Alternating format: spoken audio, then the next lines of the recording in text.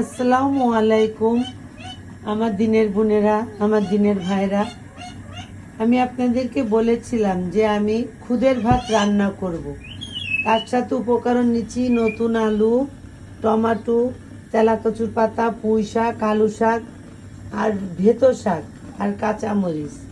আমি এই যে চালটা ধুয়ে হাত মেপে, এই যে হাতটা মেপে চড়িয়ে দিয়েছি। এবার উপকরণগুলো দিয়ে দেব।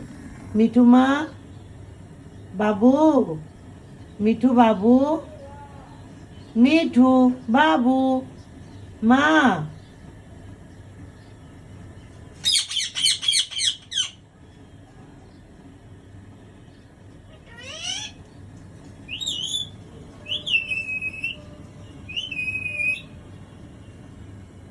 দেখেন বন্ধুরা, ও আমাকে মা বলে ডাকে, আমি মিঠুর মা।